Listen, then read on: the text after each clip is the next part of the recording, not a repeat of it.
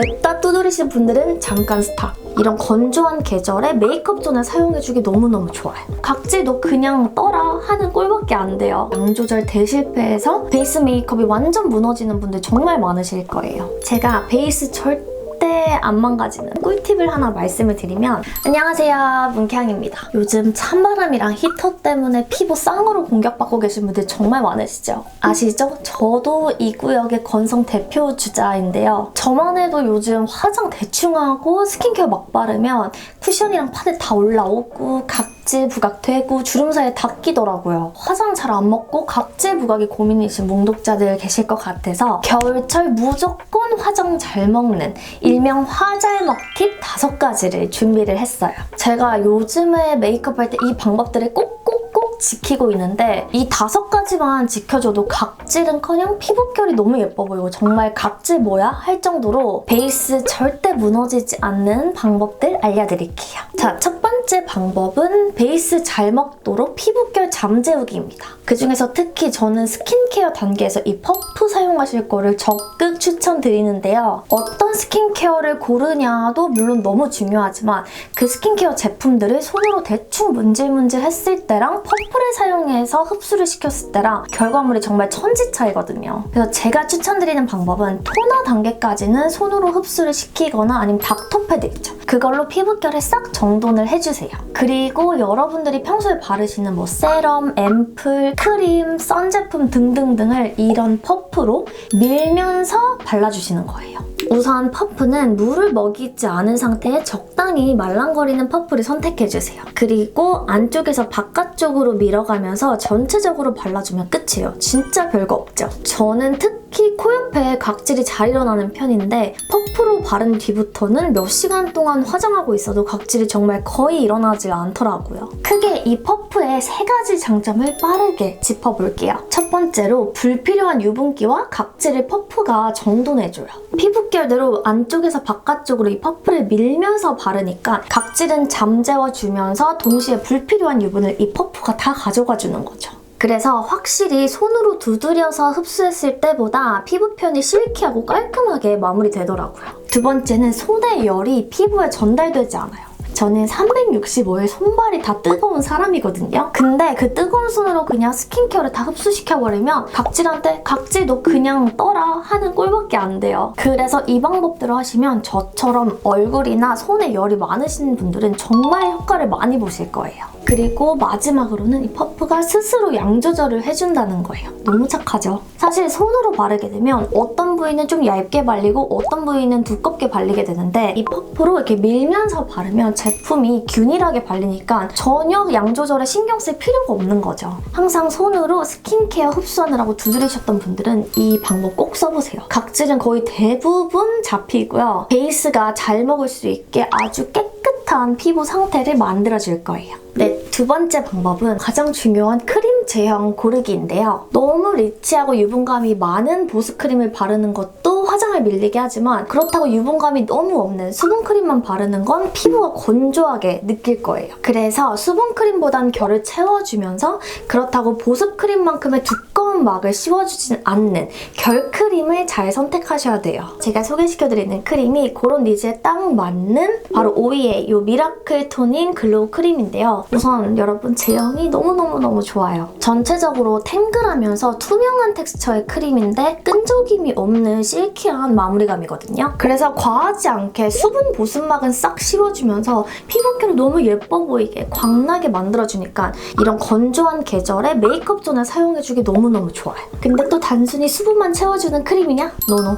그럼 제가 추천드리지 않았죠. 이 크림에는 잡티 케어랑 피부 톤을 투명하게 도와주는 비타민 C랑 글루타치온이 핵심적으로 들어가 있어서 항산화랑 톤 개선에 너무너무 좋고요. 꾸준하게 맑은 피부 톤으로 토닝 케어가 가능한 제품입니다. 사실 제가 이제 빼박 30대가 되면서 이런 항산화에 좋은 스킨케어 제품들에 정말 관심이 많은데 특히 비타민 C 요즘은 메이크업 전에 무조건 이 크림을 바르니까 큰 힘을 들이지 않고도 관리하는 느낌이 나서 그게 너무 좋더라고요. 게다가 저 같은 민감성도 충분히 사용 가능한 아주 마일드한 각질 케어 성분까지 들어있거든요. 그래서 이 크림을 쓰면 피부결이 싹 정돈되면서 정말 맨들해지는 게 그 실키한 윤광이 장난이 아닙니다. 그리고 이 크림 밤에 듬뿍 바르고 자잖아요? 그럼 다음날 메이크업이 진짜 잘 먹더라고요. 근데 이런 크림을 퍼프로까지 바른다? 그럼 겨울에 각질 뜰일? 걱정 붙들어 매셔도 돼요. 메이크업 할 때뿐만이 아니라 나 요즘 피부 컨디션이 조금 안 좋다, 칙칙해 보인다 하시는 분들은 이 같은 라인의 미라클 토닝 글로우 세럼도 너무 좋거든요. 그래서 이 제품 두 개를 같이 세트로